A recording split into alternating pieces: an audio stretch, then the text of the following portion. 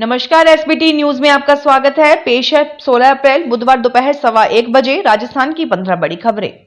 सबसे पहले एक नजर डालते हैं आज की हेडलाइंस पर। पुलिसकर्मी रोडवेज की सेमी डिलक्स बसों में फ्री यात्रा कर सकेंगे। आईपीएल के हर मैच के आरसीए ने मांगे 10 लाख। गृह मंत्री आज उदयपुर आएंगे, अलर्ट मोड पर सुरक्षा एजेंसियां। सोनिया राहुल गांधी के खिलाफ चार्जशीट। क्लासरूम गोबर विवाद, वीसी बोले प्रिंसिपल रिसर्च अपने घर पर करें। और अब खबरें विस्तार से सुनिए। राजस्थान पुलिस एकेडमी में पुलिस स्थापना दिवस के मौके पर हुए राज्य स्तरीय कार्यक्रम में सीएम भजनलाल शर्मा ने पुलिस कर्मियों का वर्दी भत्ता और मेस भत्ता बढ़ाने से लेकर कई घोषणाएं की हैं। पुलिस कर्मियों का वर्दी भत्ता 7,000 रुपए से बढ़ाकर 8,000 रुपए की घोषणा की है। कांस्टेबल से इंस्पेक्टर स्तर तक पुलिस वालों का मेस भत्ता 2,400 रुपए से बढ़ाकर 2,700 रुपए किया जाएगा। पुलिस कांस्टेबल से लेकर इंस्पेक्टर स्तर के पुलिसकर्मी अब रोडवेज की सेमी डिलक्स बसों में भी फ्री यात्रा कर सकेंगे। अब तक रोडवेज की एक्सप्रेस सेवा की बसों में ही फ्री यात्रा की सुविधा है। राजस्थान क्रिकेट एसोसिएशन आरसीए ने राजस्थान रॉयल्स से आईपीएल के प्रति मैच 10 लाख रुपए मांगे हैं। आरसीए की एडहॉक कमेटी के कन्वीनर और बीजेपी विधायक जयदीप बिहानी ने आरसीए के इक्विपमेंट और मैन पावर का इस्तेमाल करने की एवज में टीम मैनेजमेंट से ये पैसा देने के लिए लेटर लिखा है।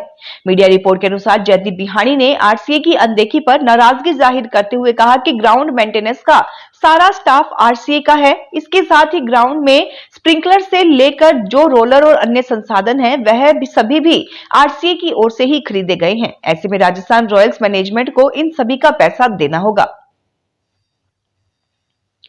केंद्रीय गृह मंत्री अमित शाह आज उदयपुर पहुंचेंगे। वे शाम 5:40 पर बीएसएफ एयरक्राफ्ट से डबोक पहुंचेंगे। यहां से हेलीकॉप्टर से नीमच जाएंगे। कल गृह मंत्री शाह का माउंट आबू आने का कार्यक्रम प्रस्तावित है। आज शाम को उदयपुर से जाने के बाद नीमच में मुख्यमंत्री डॉक्टर मोहन यादव उनका स्वागत करेंगे। दोनों नेता नीमच में रात्रि विश्राम करेंगे। 17 अप्रैल को सुबह 8 बजे सीआरपीएफ की परेड ग्राउंड पहुंचेंगे। यहां वे राइजिंग डे कार्यक्रम के तहत आयोजित परेड में हिस्सा लेंगे और सलामी लेंगे। कार्यक्रम में मुख्यमंत्री डॉक्टर मोहन यादव भी मौजूद रहेंगे। कांग्रेस पार्टी के कार्यकर्ताओं ने आज दिल्ली स्थित कांग्रेस कार्यालय पर केंद्र सरकार के खिलाफ प्रदर्शन शुरू कर दिया है। दरअसल प्रवर्तन निदेशालय ने कांग्रेस के नेशनल हेराल्ड अखबार से जुड़े मनी लॉन्ड्रिंग केस में चार्जशीट दाखिल की है। इसके खिलाफ आज कांग्रेस पार्टी देश भर में प्रदर्शन कर रही है। पार्टी का आरोप है कि केंद्र सरकार राजनीतिक विरोधियों को दबाने के लिए ईडी का दुरुपयोग कर रही है। इस सिलसिले में कांग्रेस पार्टी केंद्र सरकार के खिलाफ राज्य मुख्यालयों में प्रवर्तन निदेशालय कार्यालयों के सामने और संबंधित राज्यों में जिला स्तर पर केंद्र सरकार के कार्यालयों के सामने देशव्यापी विरोध प्रदर्शन कर रही है। दिल्ली यूनिवर्सिटी के लक्ष्मीबाई कॉलेज के कमरों में गोबर और मिट्टी लीपने के मामले में vice chancellor professor Yogesh Singh ने कहा कि अगर इस तरीके से कमरों में गर्मी कम हो सकती है तो ये प्रयोग प्रिंसिपल को सबसे पहले अपने घर और अपने ऑफिस में करना चाहिए। उन्होंने कहा कि क्लासरूम में कूलर पंखों की कमी को दूर करना चाहिए। उधर Delhi university student union DUSU के प्रेसिडेंट रौनक खत्री ने मंगलवार को प्रिंसिपल प्रत्युष वत्सला के ऑफिस की दीवारों पर गाय का गोबर लगा दिया। उन्होंने कहा कि ठंडक तो सभी को मिलनी चाहिए। हरियाणा लैंड स्कैम से जुड़े मनी लॉन्ड्रिंग मामले में प्रवर्तन निदेशालय लगातार दूसरे दिन भी रॉबर्ट वाड्रा से पूछताछ कर रही है। मंगलवार को उनसे 6 घंटे तक पूछताछ हुई थी। आज एक बार फिर से वह पूछताछ के लिए ईडी दफ्तर पहुंच चुके हैं। ईडी की पूछताछ में शामिल होने से पहले रॉबर्ट वाड्रा ने कहा कि मैं कोई सॉफ्ट टारगेट नहीं हूं, ऐसे हमलों से हम और मजबूत होते हैं। साथ ही वाड्रा ने कहा कि जो आज मैं झेल रहा हूं, ये उनको भी झेलना होगा। मैं ईडी के हर सवाल का जवाब दूंगा। हम वो लोग हैं जो हमेशा सच्चाई के लिए लड़ते हैं। ये तो सिर्फ समय की बात है, ये जरूर बदलेगा।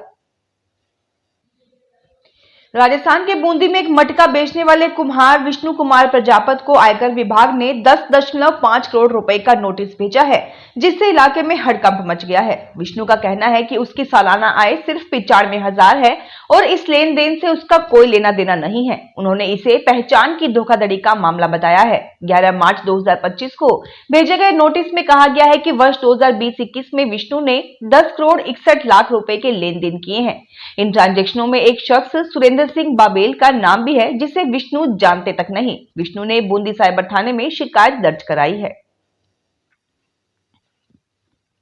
राजस्थान के सीएम भजनलाल शर्मा ने क्वारी लाइसेंस धारकों को बड़ी राहत देने के साथ ही जीरो वेस्ट माइनिंग, पर्यावरण संरक्षण और एमसेंड को बढ़ावा देने की दिशा में बड़ा कदम उठाया है। खान विभाग ने बजट घोषणा को लेकर क्वारी लाइसेंस धारकों के लिए माइनिंग प्लान की फीस 5,000 से घटाकर 3,000 रुपए कर दी है।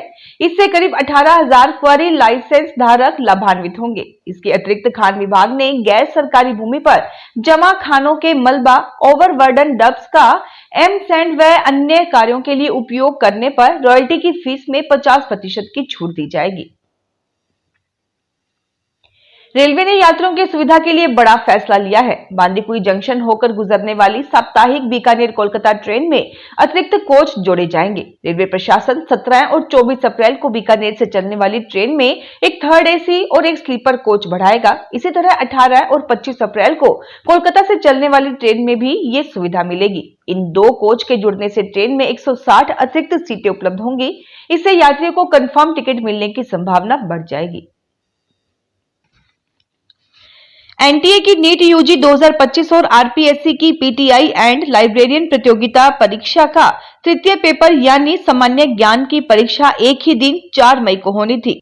दोनों परीक्षाओं की तिथियों में टकराव को देखते हुए आयोग ने सामान्य ज्ञान की परीक्षा अब 3 मई को कराने का निर्णय लिया है। आयोग ने संशोधित परीक्षा कार्यक्रम भी जारी कर दिया है। आयोग की ओर से पूर्व में इस प्रश्न पत्र की परीक्षा का आयोजन 4 मई को किया जाना था, लेकिन नीट यूजी परीक्षा के मद्देनजर कार्यक्रम को संशोधित किया गया है। अब सामान्य ज्ञान प्रश्न पत्र तृतीय की परीक्षा का आयोजन 3 मई को दोपहर 3:30 से 5:30 बजे तक होगा। राजस्थान सरकार ने पिछली कांग्रेस सरकार की सभी 33 योजनाओं को फ्लैगशिप कार्यक्रम से बाहर कर दिया है। इसमें पेंशन योजनाएं, देवनारायण छात्रा स्कूटी योजना, विदेशों में प्रतिभावान विद्यार्थियों को पढ़ाने की स्कॉलरशिप फॉर एकेडमिक एक्सीलेंस जैसी महत्वपूर्ण योजनाएं शामिल हैं। गहलोत सरकार की एक भी योजना को मौजूदा सरकार ने फ्लैगशिप की कैटेगरी में नहीं रखा है। बीजेपी सरकार ने गहलोत राज की योजनाओं की जगह खुद की 26 योजनाओं को फ्लैगशिप कार्यक्रम में शामिल कर इन पर फोकस करने का फैसला किया है। अजमेर पुलिस की ओर से पुलिस स्थापना दिवस मनाया गया। इस दौरान कई कार्यक्रम आयोजित किए गए। सुबह पुलिस लाइन मैदान में परेड हुई। इस दौरान सेवा वितरण चिन्ह व सम्मान समारोह के अलावा पौधारोपण भी किया गया। इस दौरान प्रदर्शनी भी लगाई गई। कार्यक्रम में पुलिस अधीक्षक Vandita Rana, ASP city Himanshu Jangir, ASP ग्रामीण दीपक कुमार सहित अन्य अफसर व कार्मिक शामिल हुए। स्थापना दिवस के तहत 13 मई को श्रमदान, 15 मई को रक्तदान व क्विज प्रतियोगिता सहित अन्य कार्यक्रम हुए। अजमेर के वैशाली नगर स्थित अर्बन हाट फूड कोर्ट में निर्मित 11 दुकानें किराए पर मिलेंगी। जिला उद्योग एवं वाणिज्य केंद्र की ओर से इसके लिए टेंडर मांगे हैं। टेंडर लेटर की बिक्री बुधवार से शुरू हो गई है। फॉर्म 5 मई तक जमा कराने होंगे और 7 मई को टेंडर खोले जाएंगे। आवेदन प्रपत्र एवं विस्तृत विवरण पोर्टल से भी डाउनलोड किया जा सकता है। उदयपुर विकास प्राधिकरण यूडीए जल्द ही उदयपुर में 3 आवासीय योजनाएं लाने जा रहा है। इसमें इन क्षेत्रों को विकसित करने के लिए बजट का भी प्रावधान रखा गया है। यूडीए की ओर से अंबेरी योजना के बाद कोई योजना लॉन्च नहीं की गई थी और अब इन 3 योजनाओं को मूर्त रूप दिया जाएगा। यूडीए कमिश्नर राहुल जैन ने बताया कि हमने आखिरी अंबेरी में लॉटरी निकाली थी और अब राजस्व ग्राम कलड़ावास दक्षिण विस्तार योजना ब्लॉक ए एवं नौहरा में नवीन आवासीय योजना की तैयारी की जा रही है।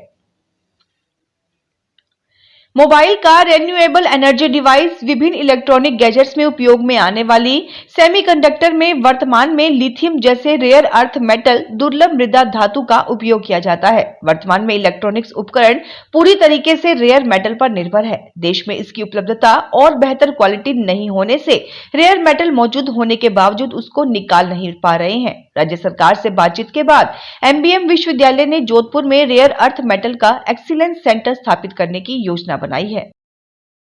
फिलहाल इस बुलेटिन में इतना ही। फिर हाजिर होंगे और बड़ी खबरों के साथ।